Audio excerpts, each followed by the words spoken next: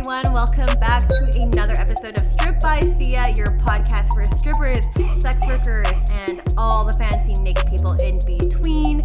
I am your host, Steph SISEA, aka Kim G on stage. I am the host of the show. I bring new guests every single week onto the show to bring the real lived stories and experiences of sex workers in our community, and that is a global community. So I have guests on from where I am, Canada. We have a guest today from the USA. We've also spoken to people from Singapore, Philippines, the UK, all over the world. So yes, this is a global issue and it's a global community. So I wanted to try to encompass everyone and as much as I can and as accurately as I can. I am a sex worker, so I am a stripper. I'm also a former sugar baby and a digital content creator where I am currently most active because the world is still shut down in my part of the world. And I created this podcast to help destigmatize sex work and to just normalize the conversation because it's an important conversation to be had. Whew, okay, so that was a big, my normal little spiel. I am bringing on a really cool guest today that I connected with in one of my groups online, and she is a writer. She is located in Brooklyn, New York, and she is, I want to say, almost a former sex worker. She's still peppering in with sex work as a stripper, and she's also a fantastic writer, and that's where we connected. She wrote this fantastic piece on basically everything, child sexual abuse. We also speak about the Stop Internet Sexual Exploitation Act. We also speak about familial trafficking. Oh gosh, there's just so much. I have so many notes and I really don't understand how we're gonna get through everything in this episode. She's also autistic as well, which we're going to talk a little bit about sex work and disability later. So it's going to be a really, really big episode. And I keep referring to this person as she. She goes by the name Reese Piper. And I feel like I've talked long enough. Reese, are you there? Yeah, I'm here. Thank you for the introduction. It's nice. Oh my gosh, you're so welcome. And I'm so happy to finally connect with you and speak with you today because we were just kind of talking back and forth on the online platform that we're connected with. And again, I just can't stop praising you for this beautiful, personal, and just really intensely intimate piece that you wrote regarding sex work and child sexual abuse. And I forgot to mention, obviously, trigger warning here. There's going to be a lot of mentions of sexual abuse. Oh my gosh, sorry guys. It's 8:00 in the morning right now, and I haven't spoken to a human. And Reese is the first person I'm speaking to, so my apologies if I'm stumbling over my words this morning. But there's a bit of a trigger here. So if you are not comfortable with this topic, feel free to skip this one. But if you are open to hearing this kind of topic and conversation, please listen on. But Reese, I gave you a bit of an intro, but how did I do? Did I do okay? You did great, thank you. Yeah, I think in the process of retiring is a good sort of description. So yeah, I was a stripper for almost 5 years. My God, I can't believe it's been that long. It goes by so quick. So quickly. And before that, I worked in porn for a year, just behind the camera and in front of the camera. Okay. And yeah, right now I'm working on a book about autism and sex work. Yes. Oh my God, I forgot to mention that. Congratulations on your book deal. Thank you. Yes. It's been a journey. That's incredible. And I can't wait to hear all about it. And I'm sure we're going to get into that later on today. But oh gosh, I mean, wow. Yeah, you posted that article and I was like, whoa, this is huge. And then we just don't hear a lot about how I'm going to refer to it as SISEA, SISEA, Stop Internet Sexual Exploitation Act. I mean, that's relatively new. I feel like that came out in December of 2020-ish. Yes. Yeah. The end of last year. Mm-hmm. Yeah, it hasn't gotten as much traffic, and I'm worried that people are gonna it's not gonna get traffic until it passes. Now, it's almost it could be just snuck through because people aren't protesting it. And it's it's a censorship law. Yes. Yes.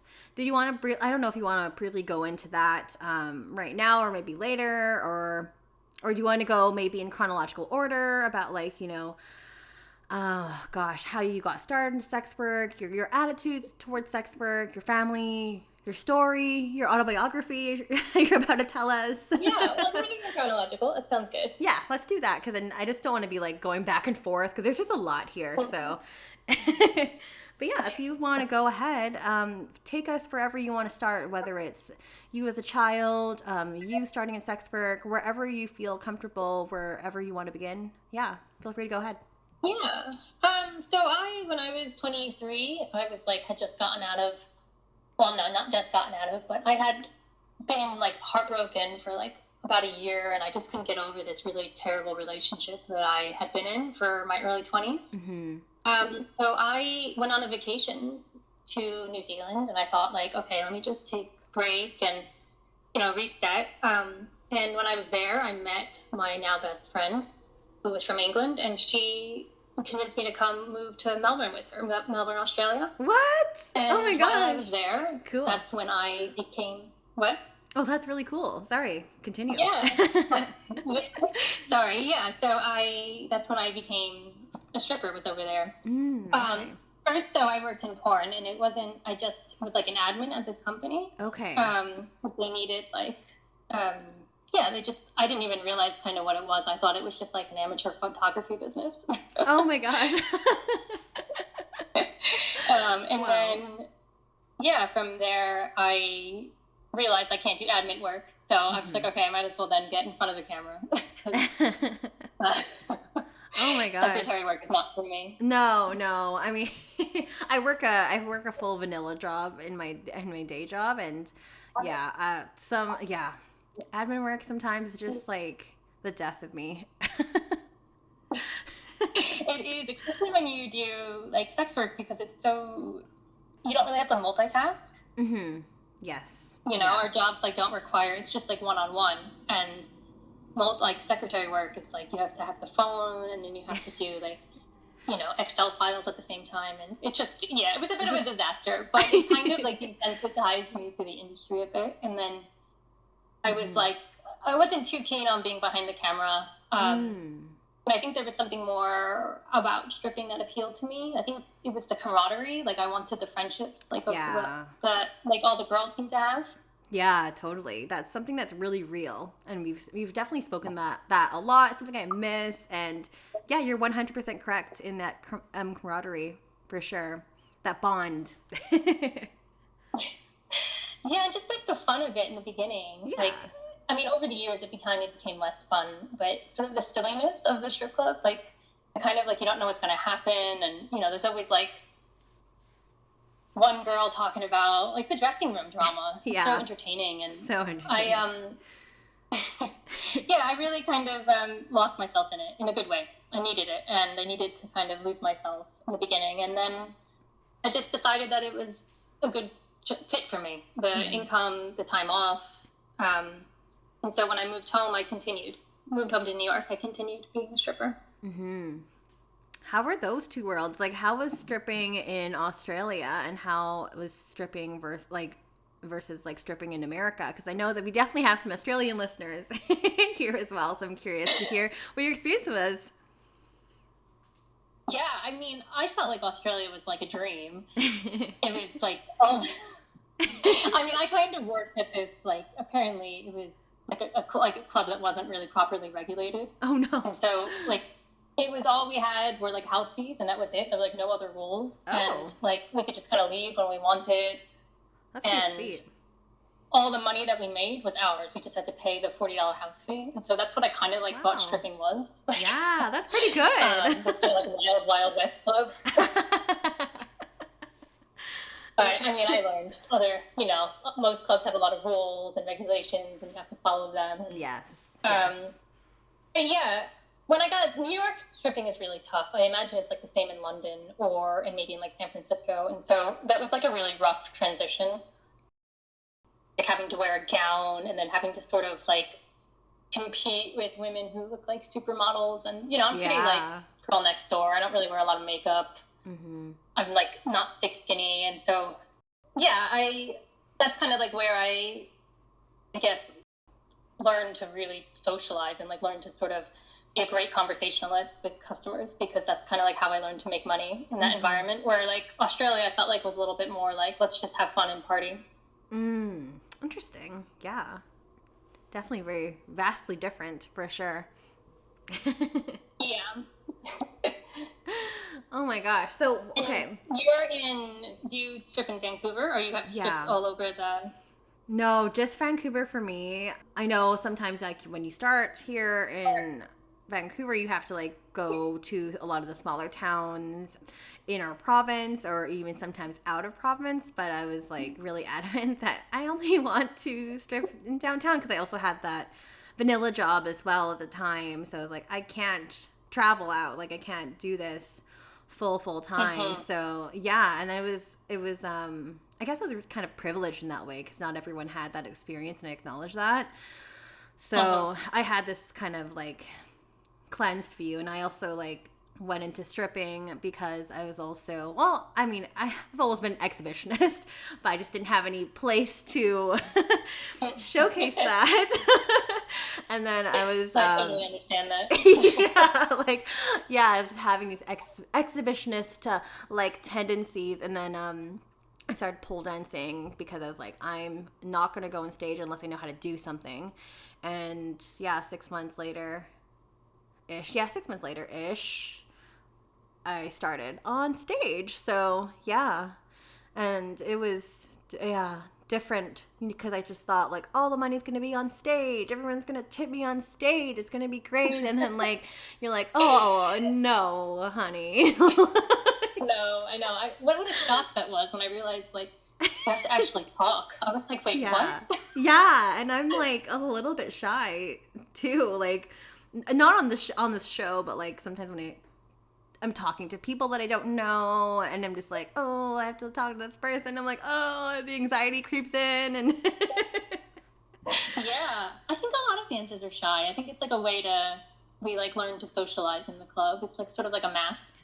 Oh yeah, 100%. It's, I don't know, like definitely like a mask. And I mean, we play different roles in the club, and I try to be as close to my personality as I can. But sometimes it's just like I just hate VIPing. But I mean, I'm just not that good at it. That's just what it is. I like dancing more, so. Yeah, it's fun to like fleet around from like customer to customer, like versus the VIP are in there for like hours. Yeah. How I have a question for you. How was it navigating stripping as a person that has oh my god, I can't speak this morning. As a person who is autistic, Jesus, I cannot speak. Yeah. Well, when I first started, I didn't know that I was. So yeah, I knew that something like I've always had an idea that something was off or like wrong about me, or just that I saw things very differently. I've had health issues my whole life. Like I've had seizures, I've really poor sleep, and like I have face blindness. So like if I like met you in a crowd, I probably wouldn't be able to discern who you are. I mean, I'm good at like reading, like memorizing people's tattoos. Oh. But like I can't read people's faces. So I think stripping was kind of like the first time I was really concretely aware that there was like an issue, and I think it helped me see, because you know, to make money you have to talk to customers, and you have to have like back and forth conversation, and so like my first like couple weeks on the job, I was like, oh, I don't know how to have a back and forth conversation. And like there were just like sort of tidbits like this where I was like, I can't remember any of the regulars' faces, and it kind of just became really clear to me in like a really great way that like something was going on, and that kind of like set me on my journey of trying to figure out what it was.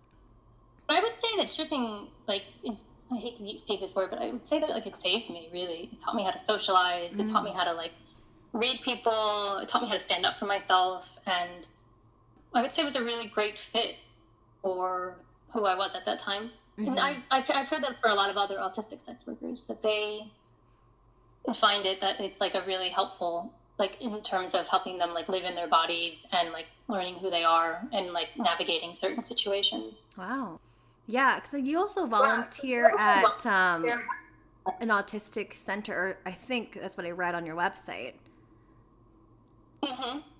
Yeah. And how has that helped you in any way as well, in terms of like understanding how your body works, why you may be feeling certain things, etc.?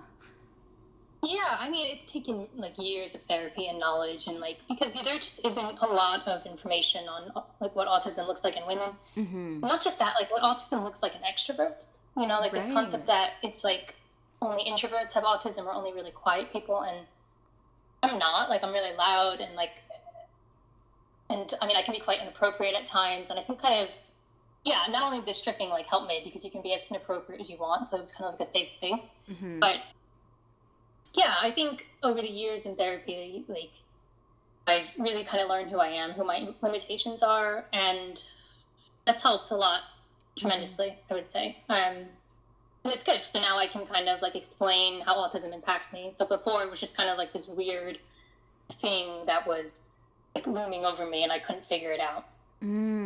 Yeah, like you couldn't really put your finger on it. It's just like, okay, something is a little bit different here. Yes, yeah, and other people see it too, and that's was like the hardest thing. Like, Reese is different, but everyone like, I used to be like, well, what does that mean? And then like no one really could say it. Oh, interesting. So, if you had people kind of commenting or trying to point it out, were you not able to see what they were saying, or maybe they just weren't verbalizing it because were they maybe scared of telling you, or?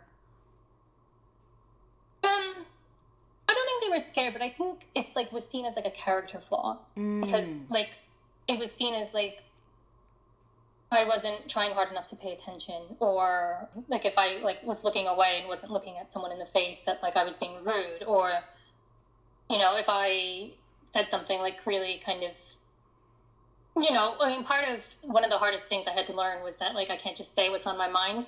So if I like, don't like my friend's shirt, I can't just say like your shirt is ugly. I don't want to hurt her feelings. Yeah.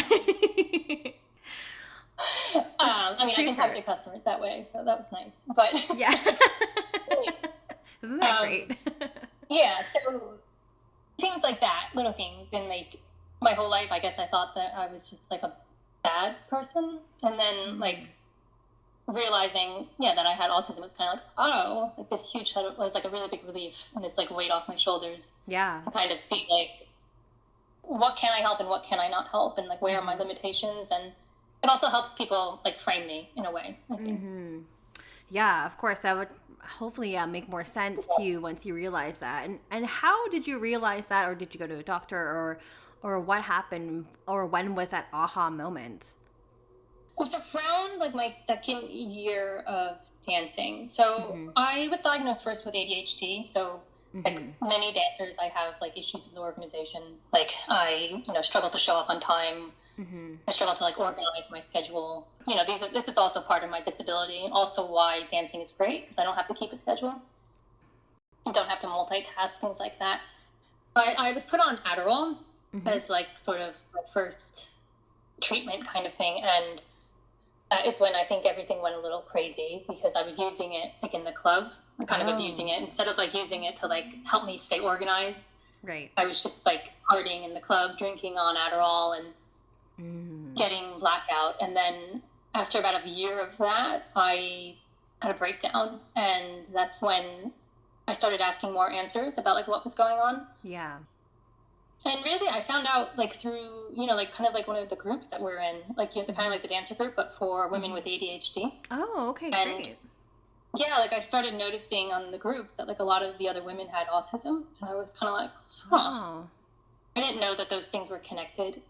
And then I started looking into like what autism looks like in women, and then I was like, oh, that's me. Like, that's me. I not know. Wow. But I waited a year, and then I got diagnosed after that. Wow, that's incredible. Was this something that was apparent to you as a child, or something that you've just kind of like, oh, well, that's just how I am? and that's why maybe you didn't really pay attention too much until you were an adult? I knew that something was wrong. Like, there was issues. There's always been issues with, like, friendships and maintaining friendships. I've always had close friends, but, like, they've always been, like, super codependent, and there's been fighting, and so, like, I guess I can't do math. Like, was never able to do math. So I guess there was sort of, this just awareness. And again, I started having seizures when I was 13, right. and no one could tell me, like, what was going on.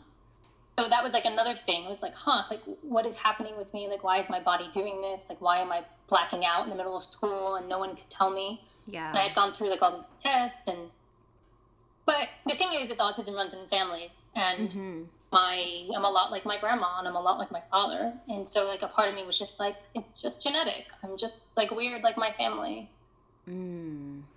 That's really interesting. Really, really interesting. My nephew is autistic, and he's still quite young. He's like, oh my God, how old is he now? 8. He's 8. But yeah, similar to you, he was diagnosed with ADHD first, and they didn't really know what was going on. They just thought he was, like, really hyperactive and he couldn't focus, and just had a lot of loud bursts and tantrums and stuff. And they're like, oh, well, he's just a kid. This is just gonna go away. And then he was formally diagnosed a few years ago with autism, and that just kind of made sense. And now he has like a dedicated teacher that works with him and stuff, and he's getting, like, the help and support he needed or needs, which I think is really, really important sometimes. So yeah, especially in those, like, formative developmental years, I think that can definitely. Yeah, definitely. Yeah, I kind of get, like, upset sometimes that, like, I didn't have that, but I think it's come a long way. And I think back when, I'm gonna be 30 this year, so back if I had support when I was, like, 8, I think a lot of it was, like, quite harmful. And then I think now it's more about, like, accommodating. Before it was, like, changing. Right. So yeah, I mean, I guess I always say dancing is how I accommodated. That was, like, my support system. That's what I say for, like, my 20s. I love that. I think that's incredible. I think that's so awesome. So cool. You mentioned that this is a genetic thing, and this runs within your family. So you also mentioned your father and your grandmother as well. I don't know if you want to start to shift in terms of, like, family matters, the intimate details if you want to share about, like, sexual abuse and, like, the attitudes that your mom had in general, in terms of, like, shifting towards that side of the conversation, because I thought that was really, really interesting. So yeah, I guess so. A lot of it, I don't think I really started writing about my family until I started writing my memoir. And in the beginning, like, my first couple of months writing my memoir, I allowed myself to just, like, free write and not use it outline, and just kind of just, like, see what would come out.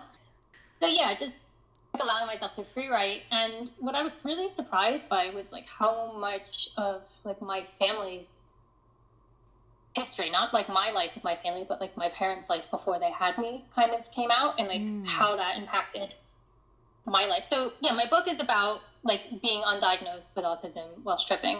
And a huge part of that sort of book is, like, how did I go so long without getting diagnosed? And like, where were my parents, and, like, why didn't they see things? And what I think really became apparent was that they were traumatized, like, from their childhoods, and, like, their trauma took up so much space in the house that there wasn't a lot of room for me to have a problem. And so, like, I learned, I think, from a young age to kind of hide my issues, to kind of give them, like, more room. And yeah, I think I wasn't really ready to kind of separate myself, because, writing memoir is tough, because it's, like, with blood and sweat. And I think now I was, like, ready at this, like, year to kind of talk about, like, what had happened to them. And, my mother grew up quite poor, trailer park, and then the projects, living in, like, a 2-bedroom with her 4 siblings. And she was the oldest, not the oldest. She had a brother who was blind. And so and then they had 3 younger siblings. And so she was, like, responsible for taking care of all of them. Yeah, from, like, the time that we were like one time that I was little, very young, some of my earliest memories of my mother are her telling me like no one is allowed to like touch you while you sleep. Like no one is allowed to come into the bathroom with you while you sleep. And it kind of became this like hyper vigilance that was like held over me. Of like all these men around me like were like potential predators. Like I wasn't allowed her near her great uncle. Right. Like I wasn't allowed in the rooms with my friends' brothers, and like it wasn't really explained to me like what it was. But you know, during like fights, because you know it wasn't exactly the easiest relationship we had, you know, she would kind of be like, well, you know, you don't know how lucky you had it. When I was your age, like I was getting beat and molested by my mom's boyfriends, and so yeah, I mean, I don't know the particulars exactly of what had happened to her or what exactly went on in their home, but I do know that all of them were molested, and I believe by my grandma's boyfriends, and I also suspect by her own father, who they had when they were younger. So he left when my mom was 12. Oh, wow. Yeah, and so my mom and dad met, and when they were like teenagers, like late teenagers, and they had us young, and so I just don't think she never really had the space. She just like jumped into motherhood and never really had the space to like process what happened. You know, I mean, I kind of had like vague details because it was like, you know, I was raised in the 90s and everyone else was like worried about strangers, and my mom wasn't worried about strangers. She was worried about like the next door neighbor. Yeah. She was worried about her uncle. Yeah. Totally. Which makes sense. I mean, like the whole stranger danger thing, like, I mean, again, I studied criminology back in my undergrad, and most of the times, the large majority of the time, it's going to be like by somebody that you know or somebody within like your circle, you know? So, I mean, your mom was kind of right in that kind of sense. And of course, with her own experience as well, I can see why she was super, super, super protective of you and the people that you might spend your time with. Yeah, and I am grateful for that in a lot of ways. I do think sometimes it was like an overstep of boundaries and the way that like secondhand trauma can be. Yeah. Like too much information as a child, but yeah, I am. It's always kind of been in my head, like even with like the trafficking rhetoric, like this idea that like children are being harmed in their homes, and like we do need to protect children, but like the way we're doing it is not actually helping. Yeah, and I guess also too, because a lot of the trafficking rhetoric is about women, and I also grew up with the knowledge that my father was molested as a child too, and I don't know as much about what happened to him as I do my mother, but yeah, the brief details I've like received over the years is that he was like groomed into like a multiple year-long relationship with a neighbor, and kind of like almost like a Michael Jackson situation of his like alleged abuse. Okay. That where I think my mom's was a bit more like violent, my dad's was like more subtly manipulative. Right. And yeah, so like that different kind of I guess the different sort of types of like harm on children, and what that looks like. Yeah, so I guess like becoming a stripper and like experiencing all of this, like witnessing and receiving all this, like stripping is causing trafficking and stripping is like part of this trafficking piece. And it's like, wait, but like, is it? You know? I know. Yeah, I guess it's always, I wouldn't say that I really had, until I sat down to write this article, I don't think I really thought about it as concretely as I wrote it, but it's always kind of just been in my head, like, wait, but like, children are being harmed, but like, not here. Yeah. You know? Yeah. No, I hear you. Absolutely. Like, it's, again, I've spoken about this before. It's just like a lot of the times that sex workers just getting entangled with all these types of legislations that are aimed to protect children. But as you said, are they? Like, are they trying to protect children, or what are they actually doing here? What is the aim for SOS to FESTA? What are the aim for these bills, right? it feels really flimsy because it's like, yeah, I don't know if you have ever been like part of like, if you've ever experienced like a giant campaign, but like when I lived in New Orleans for Mardi Gras, I used to go every year for Mardi Gras. Mm-hmm. And Fun.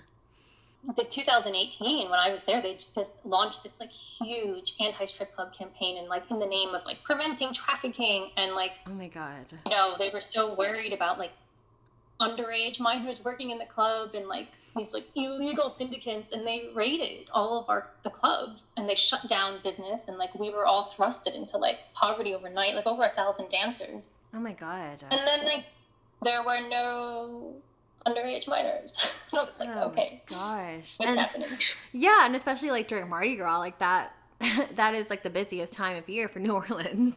So can you imagine like all the loss of income? Like that's awful. And no, I haven't been part of a campaign like that. Oh gosh, I can't imagine what that would be like. But I mean, luckily here on the West Coast, generally things have been pretty like liberal in terms of like people's attitudes towards at least strippers, specifically strippers. I mean, other parts of sex work like escorting and pornography, I just feel like like the hierarchy is present there just because people think that's a lot more harmful than say work in the club. So yeah, which is like another topic. What is it? A Nordic model, or is it like partial, or? Yeah, Nordic model. So yeah, like it's just problematic. I have so many thoughts thoughts on the topic, but yeah, like it's just wild. But I mean, Seattle is also the Nordic model too. Like I always forget that. I always think all of America is like full criminalization, but I guess there's a lot of, correct me if I'm wrong, but isn't there a lot of like Norwegian like people in that part of the world? Like they're from like Norway and Sweden and Denmark. I'm not sure. And, like Vancouver and Seattle. Okay. I can definitely say there's a lot of Asians. As an Asian person, there's a lot of an Asian population here. It's very diverse. Seattle is also pretty diverse as well. Because back when the borders are open, I used to go there pretty frequently. It's only like a couple hours drive, but yeah, I mean, I could be wrong. Not sure of those specific demographics, but I mean, who knows? I guess like going back, since I tend to go in tangents. No, tangents are good. Tangents are good. I mean, like there's been gosh, I mean, with the rise of the internet, I thought that was a really interesting part of the article that you wrote in. You know, it went, it kind of just like evolutionized before when the topic, or the focus was like, beware of men in white vans, like don't trust those types of men. And then now with like the internet, it's more like men behind screens and like catfishing. But I mean, generally speaking, it's still like a very predatory type of nature. Did you want to speak a little bit about that kind of shift a bit? Yeah. And there's always been this like really interesting, relationship between like this belief that there are like children working in like the sex industry, or that there's like child porn being made in the sex industry. And that was like part of like the raids in Times Square, was that they were like carried out in the name of like anti-porn, and they like shut down all these XXX businesses. And what? It was just huge. Yeah, the history behind it is wild. Like what happened to the sex industry, the visible sex industry in the States. Like it's all been carried out in the name of like anti-child porn. And this was like, in the 80s when child porn really wasn't like a problem then. It was largely like this fabricated epidemic that they sort of made up to sort of do what they're doing now, get rid of the sex industry and get rid of like adult pornography. But in the 90s came around and chat rooms came a thing, and sort of children, like adolescents, got all of this like independence from their families and because of the internet, and this sort of like fear got whipped up again of these like predatory men, or these like so-called like creepy men, like lingering in chat rooms and talking to girls and then like luring them into these like traps and then abducting them. And it's not to say that these things don't happen. They have happened, but it's like a very rare, like Elizabeth Smart kind of happening. Right. And then like they're building policy off of like one or two instances when like 99% of it is not occurring in that way. But yeah, it's also a way to, like, by putting the man behind the screen, by putting, the fear, it's a way to sort of like distract us from who was actually doing it. Yeah. It's a way to like blank out who was actually doing the harming. Totally. And who was actually taking photos, things like that. Yeah, because like basically you're able to identify and put blame on somebody. And I thought this is really interesting. I'm just going to quote a bit of the article that you wrote here. But in terms of the statistics, which is actually from a Canadian study, yay! But 82% of sexual abuse material organized by a direct family member. So as you said, like it could be your uncle or maybe a neighbor or your father or something like that. And then on the flip side, it's like 4% of abuse occurred by strangers when the child is being victimized by one person, and only 2% when children are abused by multiple people. Like that's a huge, like a vastly huge difference, in terms of statistics. Yeah. Like I was insane. Yeah, really shocked to read that. And I also like, what was interesting? I was really shocked that like this concept, I guess I never really sat down to think about child pornography or images of child sexual abuse, however we want to call it. But I sitting down, I was like, oh, like child pornography is a result of child sexual abuse. Like, and child sexual abuse goes on in the home. Like I don't know why, I must have thought that like, yeah, it was just happening. Like girls were being lured off men off chat rooms, and then they were like these illegal syndicates. It didn't really occur to me that like, it's just these people's parents taking photos of them and they're putting them on the internet, and like it's occurring inside the home. Yeah. And yeah, that article, I mean, the essay that you quoted, not for the faintest, but that was what the most shocking thing to me about that was that like, it's not only just like people's parents, but a lot of times like the network is the family. It's like mom, dad, grandma are involved, and sometimes that they like get other people involved as well. So they'll like drop off their kid for the weekend at like Uncle Barry's house, and Uncle Barry takes the photos, and then they over the weekend they send them back, and then mom and Uncle Barry share that money that they get from the photos. So like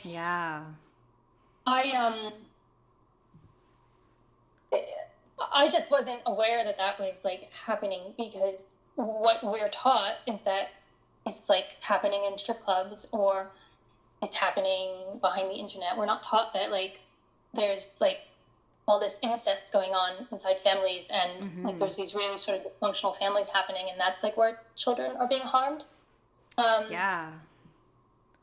No it was a difficult read. Yeah, I have not. I mean, I was trying to read through a little bit of it, but I was like, oh, it's too early for this right now. I need to have my coffee. Yeah. It's a lot to digest, and it's like just very heavy. So it's the Canadian Center of Child Protection, the Survivors, what I wrote it here, Survivors Survey in 2017 edition. So feel free to take a read if you feel brave. It really just makes me sick just to hear about this kind of stuff. I'm not sure. And you also had some great podcast recommendations and documentary recommendations too. I want to ask you, have you listened to the Hunting Warhead podcast? I have not. What is that? Oh my gosh. Reese, you have to listen to it. It's just literally this very topic about a specific case where they were able to entangle one of the biggest like child sex trafficking rings that was based in Canada and the US. So it was pretty big, but it touches on some of the points that we've spoken about here in terms of like, how this is orchestrated by family members. So I'd highly, highly, highly recommend. And anyone listening, it's like one of the best podcasts I've listened to in all time. but also, again, really just dark and heavy material when it comes to that. But definitely recommend listening to that. Yeah, it's good because there's not a lot of info out there, like, on it, and, like, what it looks like. Yeah, what it looks like inside families, and that's, like, and what's actually happening and how is it being orchestrated. And yeah, I think it's really important that these, like, podcasts exist, because one of the most, like, poignant things that becomes clear to me is that, like, these things are still going to happen even if there's no internet. Like, the network is there.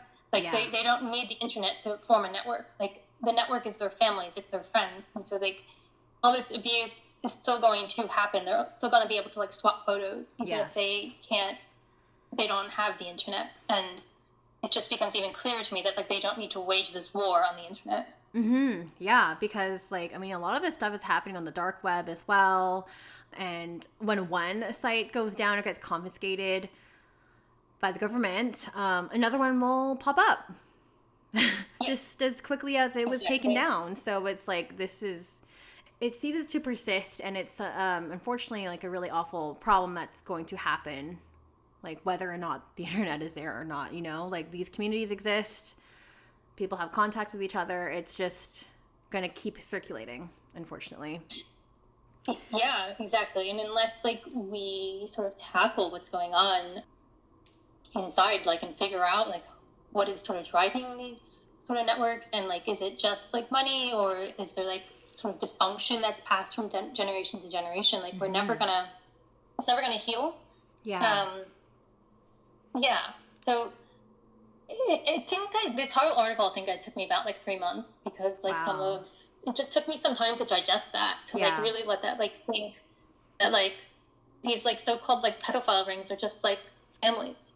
Yeah, that's, like, such a gross thing to think about, but unfortunately it is the hard facts and the hard truth, and we need to just focus on that as opposed to focusing on sex workers. And like, it significantly harms us as a marginalized group. Like, we're already marginalized, but this marginalizes us even further.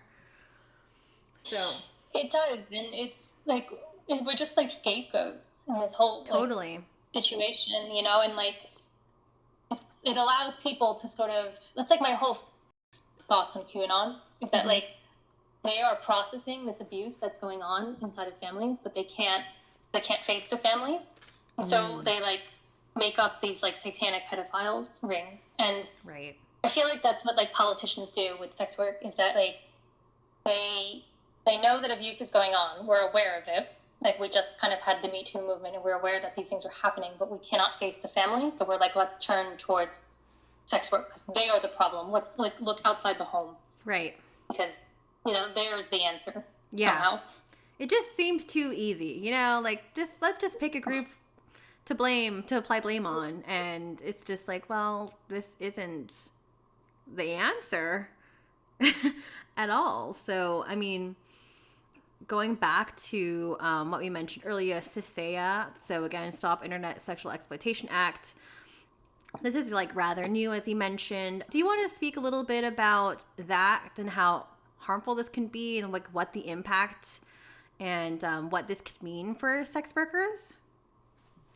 Yeah, it was in response to a column in the New York Times by, you know, the infamous Nicholas Kristof, who is, like, wannabe Captain Save-A-Ho. But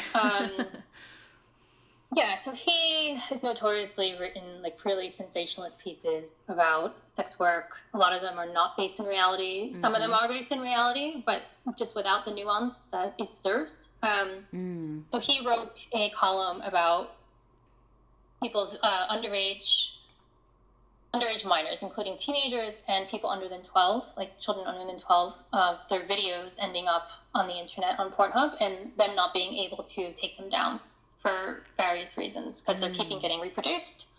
And his attack was that, like, PornHub is not doing enough to help these people, and that, like, they are then monetizing off of this, that they're, like, cultivating a culture of child sexual abuse, and they're, like, I think he actually used monetizing child rape.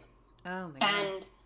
And reading his column, it I think it patched together maybe like 6 stories of minors that this happened to, and except for one who we didn't get the backstory of, all of the photos were taken by either a boyfriend or a family member or an adopted, or the adopted family. Right. And that's kind of when I was like, well, why is porn to blame when these people's families are taking it? Yeah. But, so in response to his column, which of course, because it's in the New York Times and, people really respect the New York Times, there was a bipartisan bill by Ben Sass in Nebraska and Jeff Merkley in Oregon, which Stop Internet Sexual Exploitation Act. And sort of it's like on the outside, its goal is to prevent this from happening, is to make it safer, I guess, for children who are being exploited and they don't end up on the internet. Right. But it's at its core, it's just censorship, because so what they want is that videos have to be taken down within 2 hours. Right. So like if you've ever like a DNC takedown, so if you've ever like had your videos like pirated, sometimes you can contact the website and maybe they'll get back to you in a week, or maybe they never get back to you. Yeah. It's a problem. But 2 hours is an extremely tight window. Yeah. Yeah. Like, how are you going to do that? It's just like, doesn't seem like realistic at all, but okay. Yeah, exactly. Like, like it's just, how can they would need such a huge amount of staff. Yeah. And yeah, that's definitely a problem. And then they also want to create a database where like, if you've been like, you can kind of tell them that your videos have been up if you're kind of like, I guess, a previous victim, and then every new video has to be checked up against that, which is like absurd. Whoa. Because who wants to keep a database of sex workers? Like, yeah, no. Oh my gosh. I remember reading that. I'm just like, what? How is this ever going to work?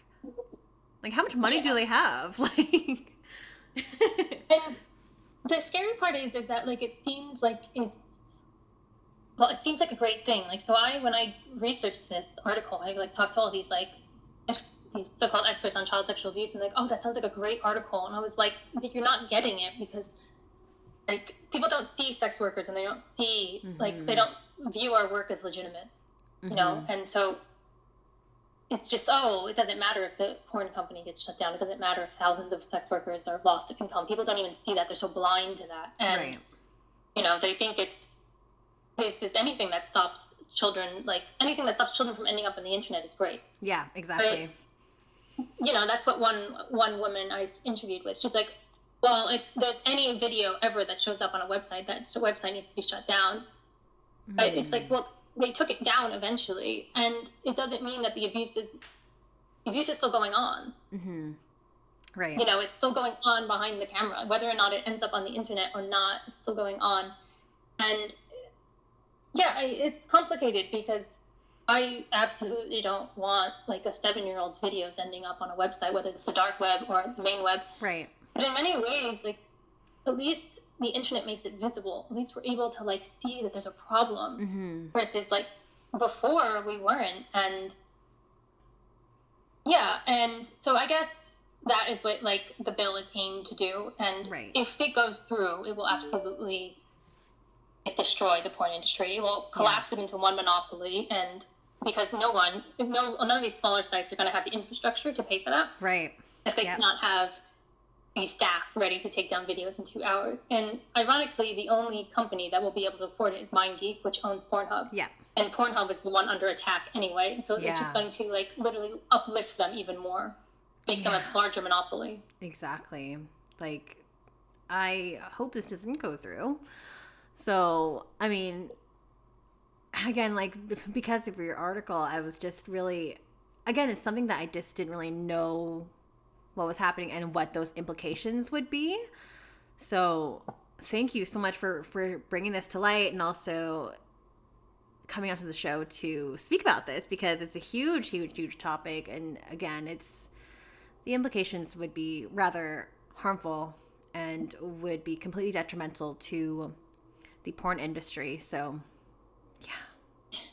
yeah, and like, if I thought that would actually make a difference in like this problem of child sexual abuse that we have in the Western world, I would be like, okay, maybe it's a good thing, but it doesn't. It's not going to stop it, as we know. Like none of these censorship laws have changed child sexual abuse. Like the rates are pretty much the same since 1950. Right. There's some evidence that it's gone down since 1990, but if you look at self-reports, like which is people reporting from when they're older, it says it's pretty much been at 20% since 1950. 20% of the population.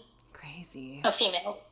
10% of altogether men and women. So, yeah, like it's been clear to us that like none of these laws that are attacking pornography or attacking the visible sex industry have helped. So yeah, it's just a flimsy. It's like a disguise, I guess. And as he said, a distraction. You know, it's a distraction. Yeah. Definitely. This is incredible. Thank you so much again for just being able to articulate this, because this, as you said, this takes like months and months of work, and also just a lot of research for you to really break this down. So thank you so much, Reese. There are a number of questions that came in for you as well. So if you don't mind, why don't we switch on over to that portion of the podcast, and I guess we'll just roll with it. Sure.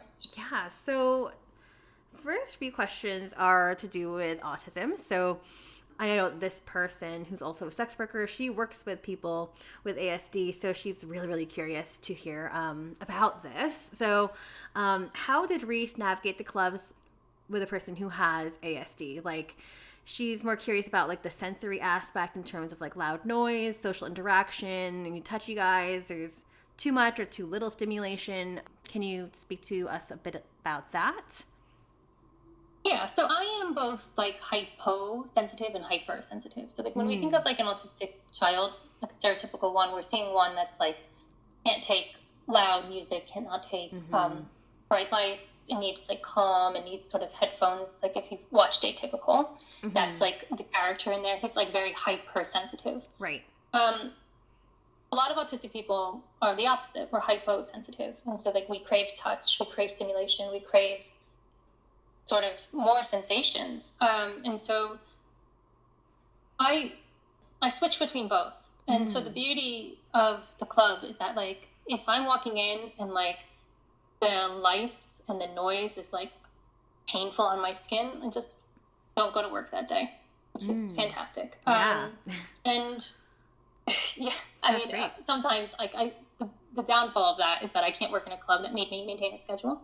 But I've always been lucky to find one. And I enjoy the touch. I don't always enjoy like the territory when it comes with that. Like meaning like having to like watch out for assault and just having to like deal with customers wanting more. But in terms of like how it's helped me, it's kind of almost like a weighted blanket, if that makes sense. Like the pressure is really nice.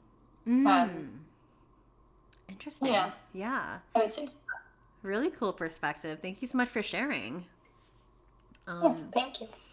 Did Reese ever meet a patron with ASD? If so, how is interacting with a person with ASD or autism? None of my, I think, clients have ever said so. I've certainly met a lot of dyslexic clients, and like I can tell when they sign the receipt that sometimes they'll sign it backwards. Interesting. Yeah, so I think that there has been like moments like that where I'm like, oh, like, you know, I'm like that, or, you know, because I do think there is something about having autism, both from the client perspective and from the stripper perspective, that the strip clubs feels like enticing because it's a contained relationship, and something about that feels safer for people. Like the script is easier, and like even for clients, like they know they don't have to like have all this emotional labor outside of the relationship in the club. It's just in that one moment, and I think there's something relieving about that. In terms of like, have I had one that's like been openly diagnosed? No, but I also don't tell clients either. I might say, But like, I do sometimes admit that I'm dyslexic also because it's like a fun thing to do with customers. Like, oh, I don't know the price of a champagne room. Sorry. Like, I'm really bad at math. I like that. I like that play on. That works. Just kind of like a sales technique. But, totally. So I don't tell them. And so I guess for my own safety, because I believe that people might take advantage of me. Yeah. Definitely. And that was like this person's next question. Like, did she ever tell people that she has ASD? But yes, the answer for you is no.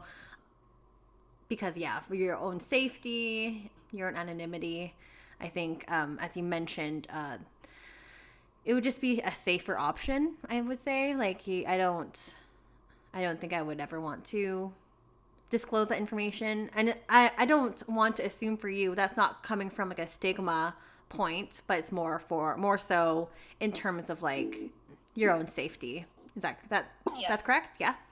Definitely. I mean, autistic women are abused at like really high rates, and like it's not something that I'm never going to admit that kind of weakness in the club. And not that it's a complicated word, but I guess disability there's nothing wrong with having a disability, but yes, people perceive it as weakness. And I also like, there are times like when I go into the club that I don't feel autistic, because again, there's so many like accommodations. Like I can show up, I don't always have to be there. Like the conversation is contained, and so like it is kind of nice to just have like that escape where I'm like not myself, like just a break from who I am.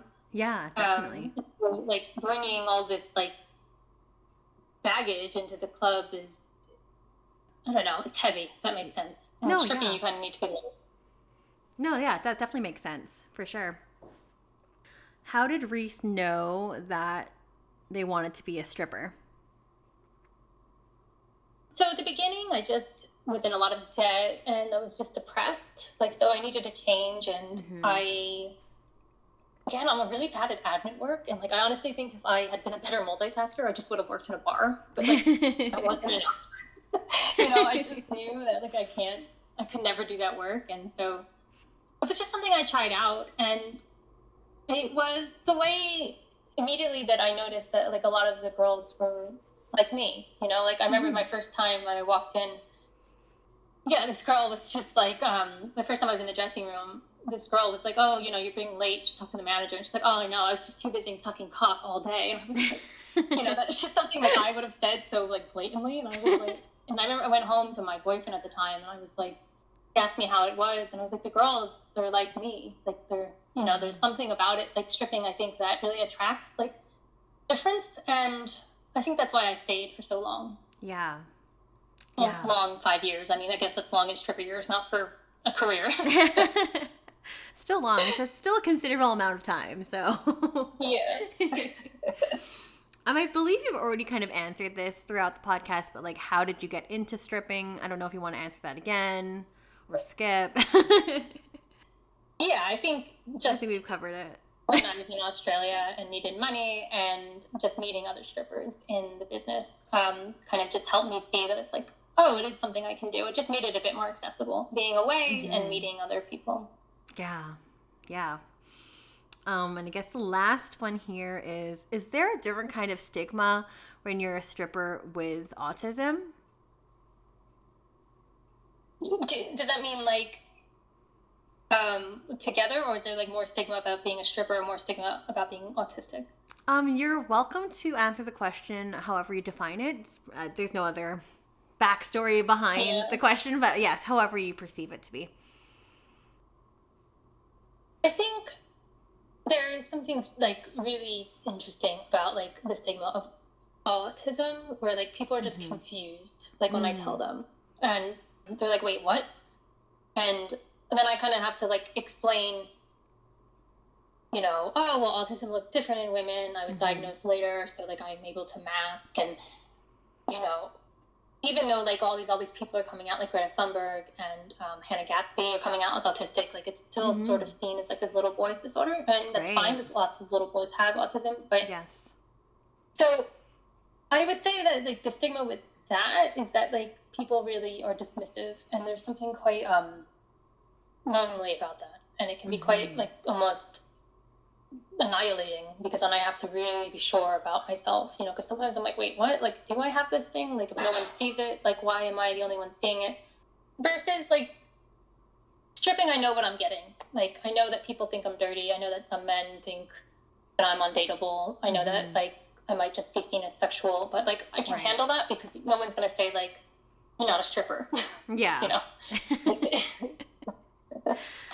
Like, no one is denying that experience. No. Yeah, in terms of, like, is there a particular stigma about being an autistic stripper? No, because I think that they're similar. Like, the stigma against, like, neurodivergence, especially neurodivergent women, and the stigma against sex workers is similar. Like, yeah, they're outside the norm, you know? Totally. Yeah, that's a great point to make, actually, because, I mean, with sex work, I know that there's already an existing stigma when you get into the work, and it's just something that has always been there going into it, right? And if I'm speaking broadly as well, there's also a huge stigma with any type of disability. Yeah, as well. Definitely. Yeah. Like, did you want to speak a little bit about that part as well, just as a broad stroke? Yeah, I mean, I think it's really quite easy to see the stigma with physical disabilities, and we can see, like, how we don't make space. Like, you know, New York, only, like, certain amount of subways are accessible, like, and that's not really, in 2020, that's not acceptable. Yeah. I have an invisible disability, and ADHD, what that comes, it's not that, like, I'm being stigmatized by my body the way that someone with physical, but, like, in the way that I move through this world, there isn't a lot of forgiveness. So, like, again, if I'm late, people think I'm rude, or if I can't, like, show up on time for my friend, or, you know, like, I sometimes have to cancel a lot. And so these are small, like, little ways that, like, I am sort of stigmatized by it, and that, like, they sort of, like, can break me down. And because it's seen as, like, a character flaw, and that's where, like, invisible disability, I think, is how it manifests, because it's like the blame is put on the person, right? Yeah, and it's still there, even though it's not, like, even though it's invisible, the stigma is still there because it's still happening. It's just the perception of it is different. Totally. Because you have, and this is my question that I'm just thinking of right now, because you have an invisible disability, do you ever get instances where people just don't believe you? Yeah, all the time. My parents don't, to this day. Oh, wow. So they're still, like, in denial. Yeah. I mean, with my parents, a lot of it is because there's a lot of undiagnosed autism in my family. Right. And, like, in order for them to accept me, they need to look at themselves, and they're, like, not capable of doing that. Right. Yeah, and also, like, my mom grew up really poor, and, like, you know, there's just such a fear of disability in the poor community, because it, you know, can mean death, and like, it's not, you don't have the same amount of resources, and you have to really survive. So, I mean, I would say that, like, the majority of people don't. And, like, the craziest thing is that in order for me to get people to believe me, I have to really state it very clearly. And the irony of that is that, like, in order to like, part of autism is not being able to speak very well. Oh my gosh, no. Like, in order for people to believe that I'm autistic, I have to be like, no, this is how it is. Yeah. This is who I am. And, like, the irony in that. Oh my God. Never yeah, that's so, oh my gosh, that's so annoying, because, like, I just feel like you shouldn't have to explain yourself or, like, justify why you have this disability. Like, why do I have to prove it to you, you know?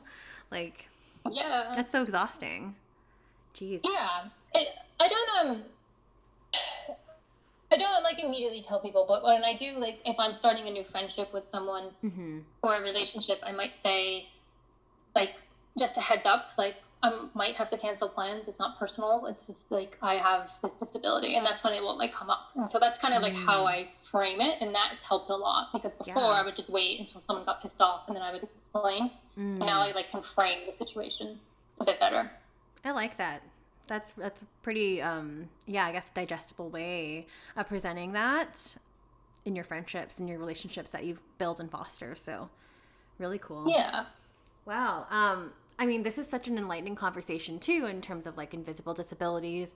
If anyone wants to listen about disability and sex work in a physical capacity, then listen to episode 51. That's really an interesting episode with Raphael Hotrod, who has a very physical disability, who's confined to a wheelchair. So listen to that to see how he navigates that. But this conversation was just like next level. I truly enjoyed like having you on the show. I'm so glad that we were able to connect on this, and for you to share all of your research and findings on the topic of child sex abuse, and also with the new proposed bill that hopefully won't get enacted, and of course talking about let's hope, fingers crossed, so that doesn't happen.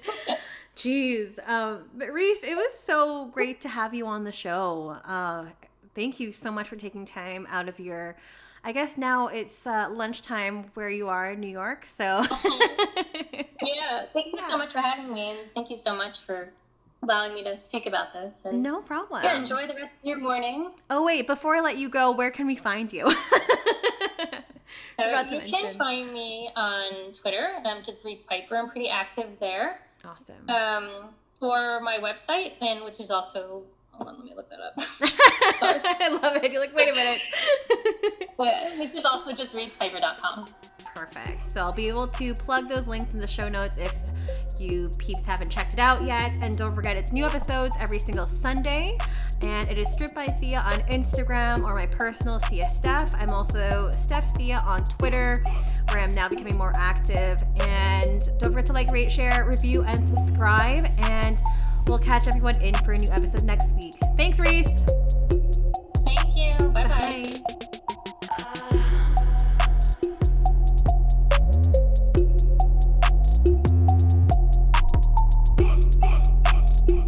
You're listening to Strip by SISEA, hosted, produced, and edited by Steph SISEA, artwork by Maria Bellandarama, music by Ted D, and photography by Ian Dabern.